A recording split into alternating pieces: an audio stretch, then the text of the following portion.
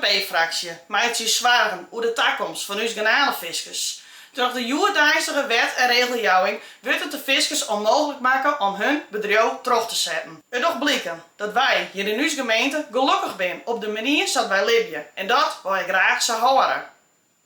Dat geldt ook voor onze garnalenviskers. Zij zijn de oudste gebruikers van de Waardzee. Die viskers die visje van generatie op generatie. En dat is dus echt waarom dat zij onder het bestaande gebruik vallen moet.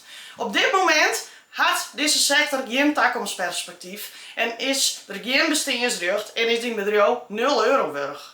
De sector wil vooruit, maar ze weet nog steeds net wat er nou kan. En wat kan er nou eigenlijk wel? Daar moet duidelijkheid te komen, zodat ze vooruit zien kan.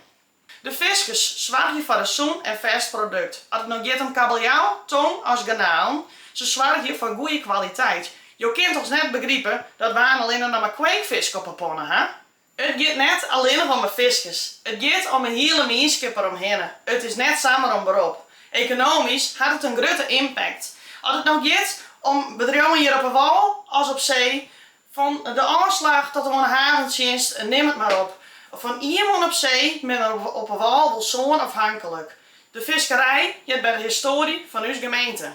Maar het is toch te gek voor woorden dat de viskers nog steeds niet weten waar ze aan zijn. En enkel hajo of wojo een grote investering kwam, je weet net altijd waar een vergunning komt. Want ook hier is heel tijd nog geen duidelijkheid hoor. En daarom willen wij als FNP-fractie dat de viskers onder bestaand gebruik vallen. Want daar zie je dan, maar de hond niet hier, maar de rechts in de morgen achter het net visken. Hoe lang moet het nou nog doorgaan voordat de viskers weet waar het zo'n tab in? Daarom willen wij met klam zeggen, de viskers hebben perspectief nodig. Ze moeten weten waar ze aan tab binnen, ook op langere termijn. We moeten zien naar de toekomst van onze viskers.